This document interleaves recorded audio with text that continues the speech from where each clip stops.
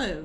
So now that my first book, Don't Let the Grass Grow Under Your Feet, is coming out on Amazon in paperback and in Kindle format, I thought I would record a little video for you of part of one of these little vignettes to maybe get you excited about the book. I'm also very curious what your thoughts are about the book and if you have any questions or suggestions for things I might do in the future. This little story is called Gummy Chicken and Rice. I have never been the hugest fan of rice. To me, it's a tasteless calorie adder to any meal, and by far the easiest food to leave untouched to avoid overeating when you get a huge restaurant platter. Gummy rice, in particular, does not appeal to me. When we first moved to Panama, we discovered that rice is the food most eaten in the country. People there will eat the equivalent of a soup bowl size amount of rice 3 times a day, often with a bit of chicken, a lettuce salad, and bread on the side for more carbs. For breakfast, you'd maybe get some plantains, pineapple and papaya, and then rice, and possibly some little cut up hot dogs of indeterminate pink meat cooked with peppers and onions. Sometimes you get what Panamanians call tortillas, which is a piece of corn masa like polenta. It's about a half an inch thick and fried on the stovetop, served with rice or possibly a slice of that fake cheese that comes in the sandwich cheese containers. Not only that, but pretty much the only rice that we could find in Panama when we first moved there was the locally grown type. It's very inexpensive. It's subsidized by the government so that everyone can afford to eat, and it's generally extremely gummy. We had a hard time finding basmati or jasmine rice the first couple of years that we lived in Panama.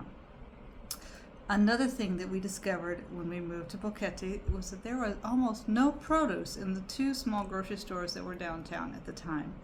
The produce was pretty pathetic and centered around tomatoes and peppers. I began to think that Panamanians only ate gummy rice, tomatoes, and peppers. We fairly quickly got to know a family in Boquete. We met when he was recommended by a friend because we needed some help with yard work. We had purchased 2 lots, and during the rainy season, the weeds seemed to grow so fast that you could literally watch them grow. This friend gave us a gardener's phone number to help us install sod on our front lot that had been mostly rock and weeds. The gardener showed up with his stepson and worked like crazy, helping us contact a company, get the sod delivered, dig up the weeds and rocks in the yard, and install the grass. After that, we hired him many times for different work. He helped get rid of the thicket of bamboo all over the lower lot we purchased. He designed garden beds and walkways on that lot. He drove with me to pick out and plant a variety of tropical flowering plants, gingers, heliconia, and other beautiful flowers. He and his stepson dug up thousands of rocks, even rocks that were so huge that they could barely fit into the wheelbarrow to be moved. He put up with my love for the elephant ear plants. It's a plant with huge leaves that they're extremely invasive in Panama, but I thought they were cool. He also brought over cuttings from his own house. We really liked him. Every time he came over, we had lunch together. I always tried to make something interesting and different. We would spend an hour while he tried to teach us Spanish and give us information about the area. We learned more about what was going on in Boquete and Panama at large from that guy than we learned from any other source the entire time we lived there. He was far more informative than the usual expat Facebook groups or the local radio station. One day, I was too busy to cook something, so I purchased a typical Panamanian food, chicken and rice, at a local grocery store and served it for lunch. I mentioned I'd heard this was the traditional Panamanian food and had gotten it from the grocery store, hoping he'd like it. After lunch, he told me that he could help me learn to cook it better. The whole family came over. Their kids laughed and showed our daughter K-pop and videos and photos on their phones. The couple spoke in slow, childish Spanish to us so we could grasp a few things.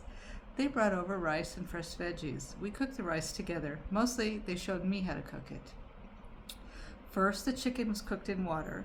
Next, they put hard kernels of rice into a frying pan with seasoning and oil and the water from the chicken, and the rice was basically fried. It became a lot less gummy. Then everything was cooked together with the freshly cut veggies. They cooked some amazing rice and chicken, nicely seasoned with loads of vegetables. I brought out a cake that I had made. They never knew what trauma that cake had been. I first bought a mix at the local grocery store. When I got home and opened the box, it was filled with disgusting maggots. After throwing that mess out, I tried to find a replacement that I could put together in the kitchen. I had to find a recipe online that fit with ingredients that I had. When it was finished, it was dry and terrible. I am not a cake maker. I found some pudding and mixed it, and I then poked holes in the cake and added the pudding into those holes to make it less dry. The only pudding I had was a butterscotch type that I had purchased the last time we visited the U.S. Butterscotch at that time was a flavor not found in Panama. Lucky for me, the family loved the cake, especially the butterscotch pudding.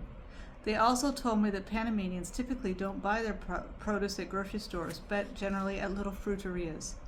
We were sure that there was a lot more produce than just tomatoes and peppers to be found.